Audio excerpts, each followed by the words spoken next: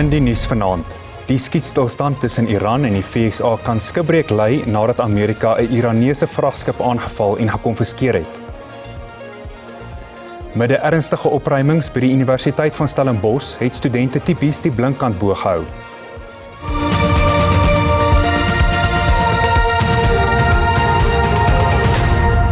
Goeienaand en baie welkom by die Afrikaanse nuus. Onverwagse optrede deur die VSA het oënskynlik weer 'n geleentheid vir bemiddeling in die Midde-Ooste versuur. Iran sê dat hy geen planne het om te onderhandel met die VSA nie, nadat die land 'n Iranse vragskip aangeval en daarop beslag gelê het. Die skietstilstand tussen Iran, Israel en die VSA eindig oormôre. Nadat Iran Vrydag die straat van Hormuz oopverklaar het, het die VSA nie sy blokkade van die Iranse hawens beëindig nie. Iran weier om aan die tweede ronde samesprekings deel te neem. Hy meen ook Amerika het onredelike eise, wisselende beleid met herhaalde teenstrydighede en die voortdurende blokkade van sy hawens. 'n VSA-onderhandelingsspan onder leiding van adjunk-president J.D. Vance maak intussen gereed om na Pakistan te vertrek vir die samesprekings. Die VSA het sowat 30 vragskepe laat terugkeer na Iranse hawens. 'n Iranse skip, die Tuska, het egter geweier om te draai en is deur die VSA-vloot gekonfiskeer. Die Amerikaanse vloot het die Tuska se enjin-kajuit met 'n missiel getref en later het seesoldate die skip per helikopter bereik en beset. Trump het ook aangedui dat die VSA die skip se vrag vat. China het kommer uitgespreek oor die VSA se optrede en het albei partye aangemoedig om die skietstilstand te eerbiedig. Iran beloof 'n wraakaanval in antwoord op die aanval. Wêreldmarkte was vandag onder hernieude druk na nuwe spanning tussen die VSA en Iran met hoop wat vervaag vir 'n vredesooreenkoms in die Midde-Ooste. Die JSE se alle aandele-indeks het met 1% gedaal met mynbou-aandele wat die grootste verliese gelei het as gevolg van die globale onsekerheid. Oliepryse is weer eens onder druk wat plaaslik kommer wek oor inflasie en hoër brandstofpryse. Die JSE het die week op die agtervoet begin met plaaslike inflasiesyfers wat Woensdag vrygestel word.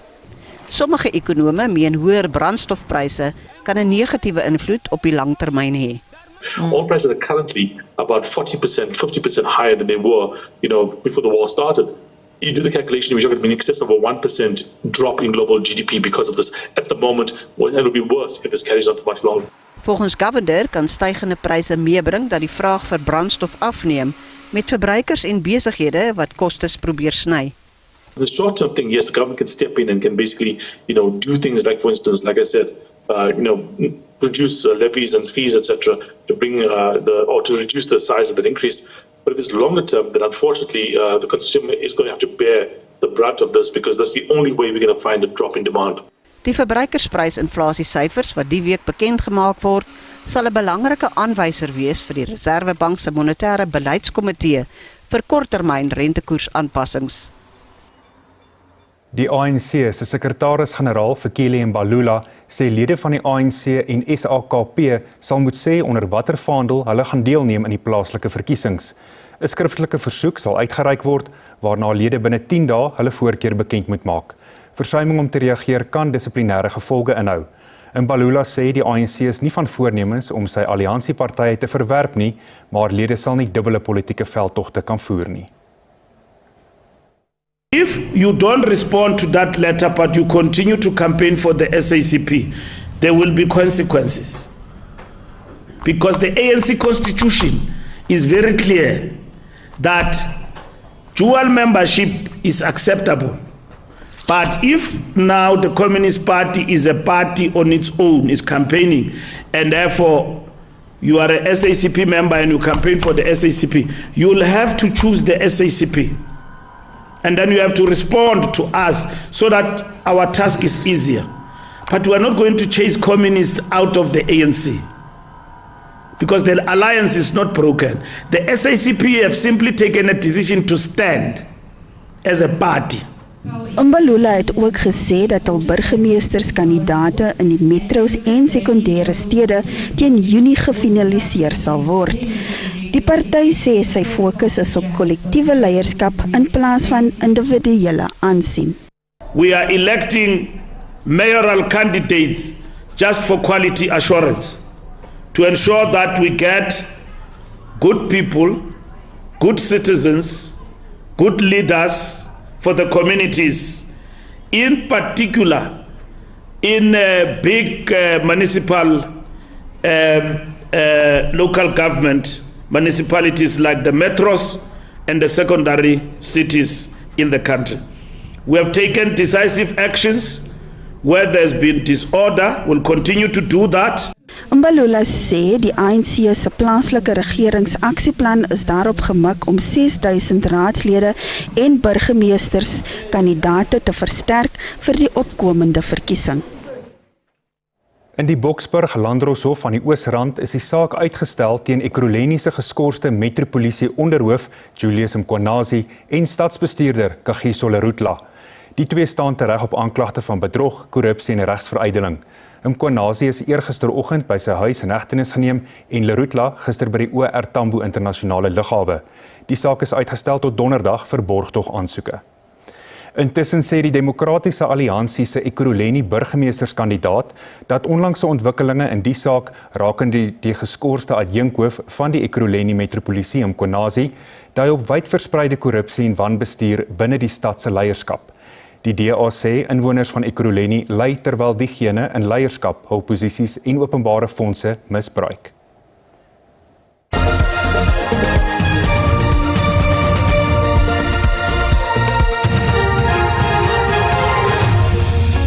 Die Pretoria Noord Magistraatshof het die borgtog aansoek van die geskorste georganiseerde misdaadeenheidbeampte Fani Nkosi tot Woensdag uitgestel. Nkosi se regspan voer aan dat die staat nie die nodige dokumente kon voorlê wat hul kliënt met die beweerde diefstal van polisiedossiere verbind nie. Die staat voer egter aan dat Nkosi 'n moontlike vlugrisiko is. Hy is vroeër die maand tydens 'n klopjag by sy huis in Pretoria Noord in hegtenis geneem. Hy word aangekla van onder meer diefstal, regsveruideling en onwettige besit van ammunisie en plofstof.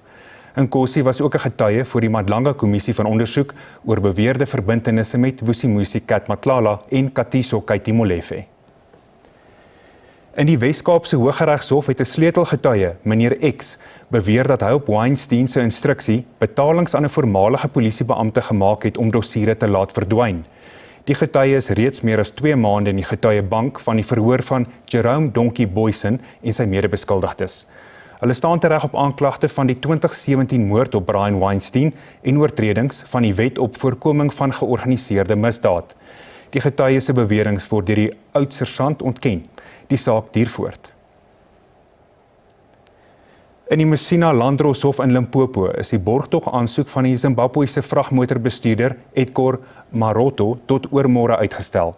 Maroto is sowat 2 weke gelede by die Beitbrug grenspos in hegtenis geneem nadat plofstof ter waarde van byna R1 miljoen in sy vragmotor gevind is. Maroto ontken dat hy van die plofstof geweet het. Die nuus in Afrikaans is net na die reklamebreek terug. Ons sien jou nou weer.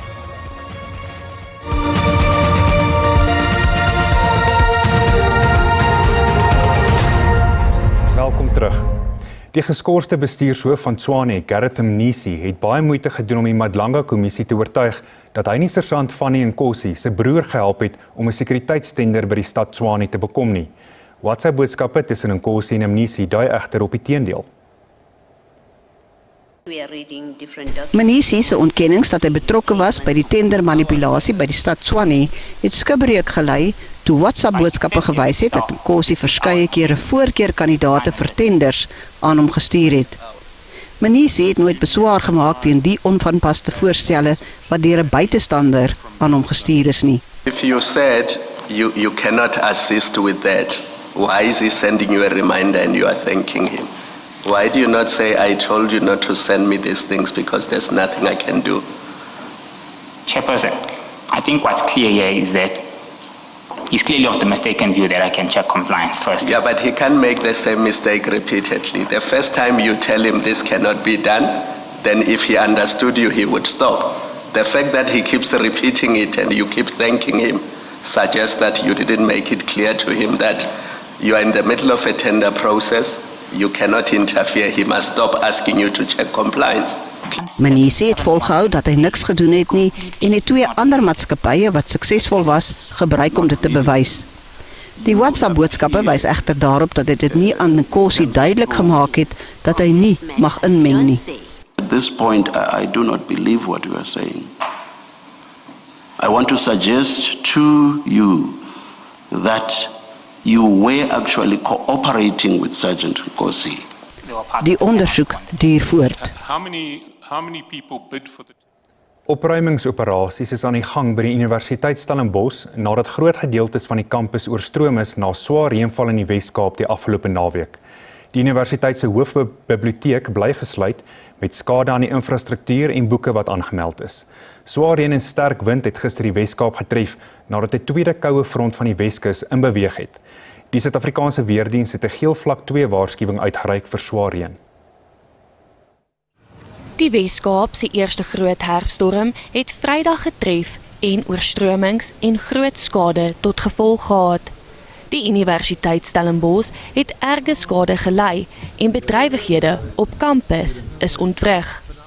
So, like obviously the umbrella just for the general rain, but if it gets too bad then I have the swimming glasses. Water het in koshuise, die studentesentrum en die universiteit se hoofbiblioteek ingestroom. Ons het 'n beperkte skade gehad op die kampus.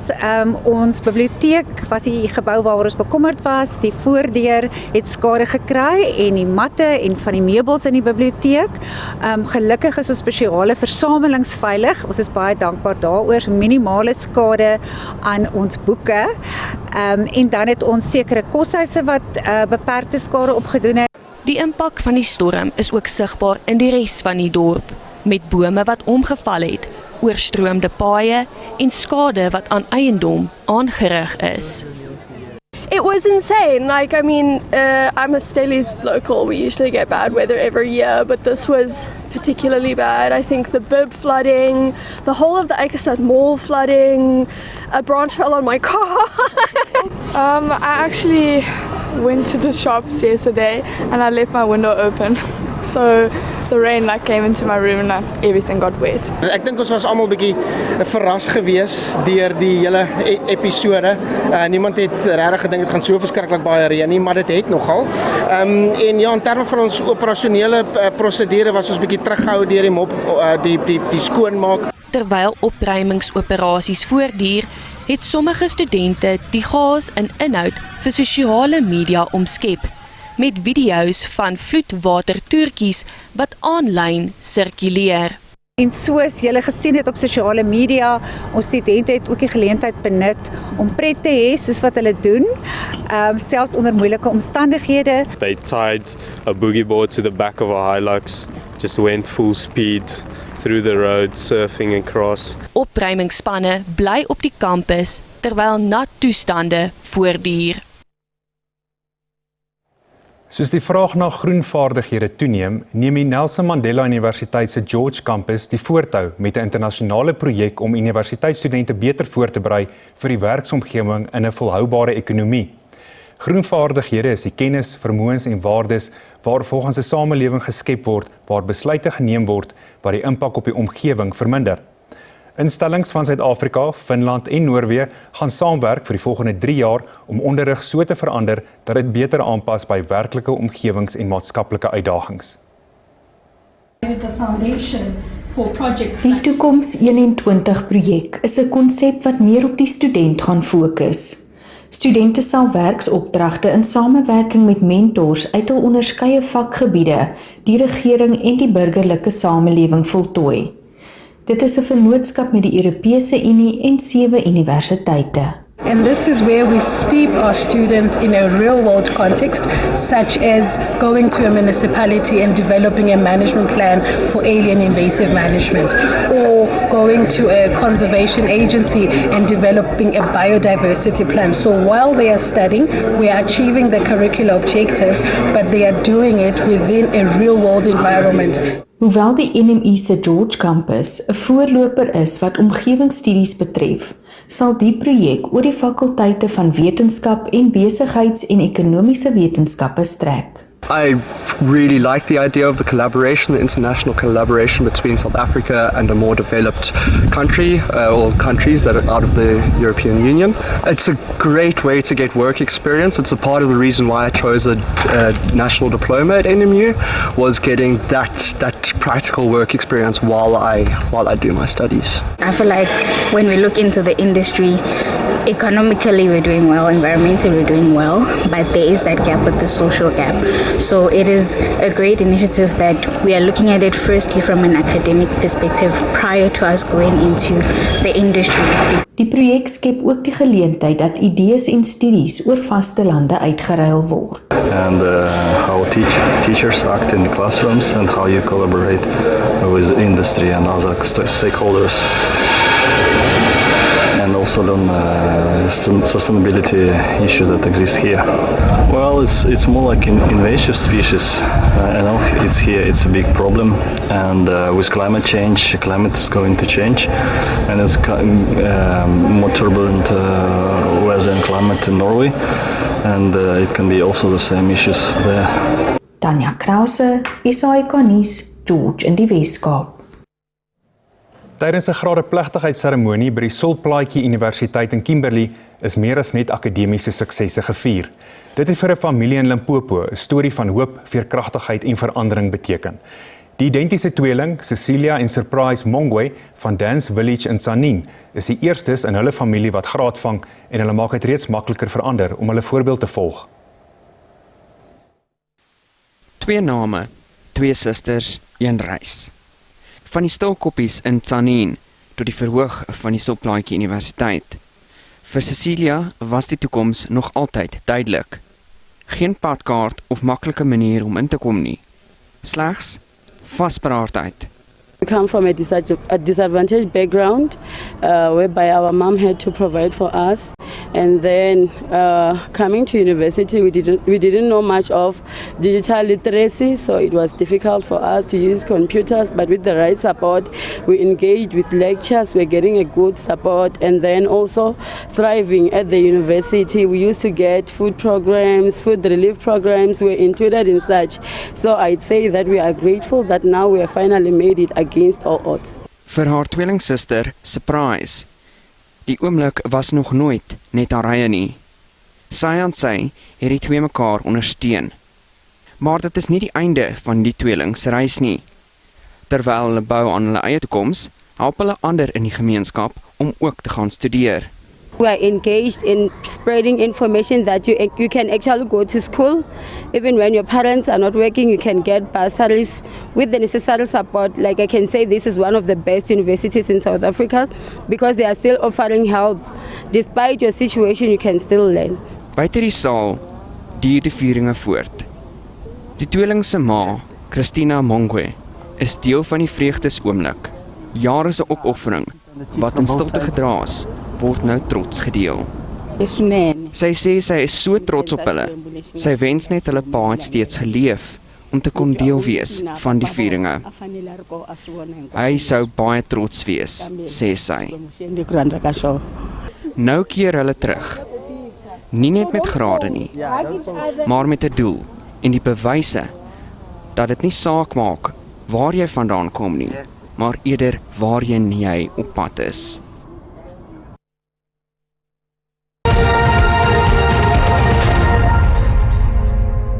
Kom ons kyk hoe die markte vertoon het teen die sluiting van die JSE om 5 uur vanmiddag.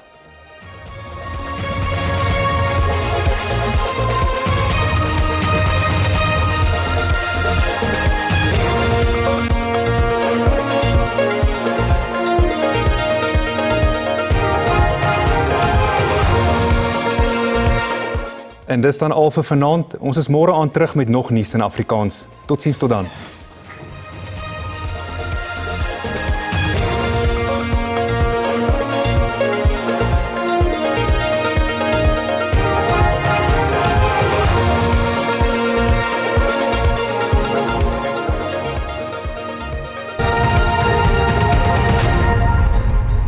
Dis tyd vir die weer. Goeienaand en hartlik welkom. Vandag 'n 30% kans vir reën in die westelike dele van die land. Dan sien ons ook 'n 60 tot 80% kans vir reën in die oostelike dele van die land. Vir môre reën duur steeds voort. Ons sien in die oostelike dele 'n 60 tot 80% kans vir reën. Dan sien ons andersins 'n 30% kans vir reën in dele van Vrystaat. Vir vandag is daar 'n geel vlak 2 waarskuwing uitgereik vir ewige donderbuie wat dan verwag word in dele van Limpopo en Mpumalanga, en vir vandag en môre 'n waarskuwing, 'n geel vlak 2 waarskuwing vir rowwe see toestande wat dan verwag word langs die Suidweskus, en dan ewige donderbuie word dan verwag in die oostelike dele van die land. Ons kyk nou na ons minimum en maksimum temperature. Ons begin in Gauteng, verspreide buie en donderbuie, Springs 13-24, en dan sien ons Bronkhorstspruit het 'n minimum van 13 en 'n maksimum van 25. In Limpopo, wat ons volgende provinsie is, verspreide buie en donderbuie, Phalaborwa 21-27, Messina het 'n maksimum van 28 en Lephalale 18-29.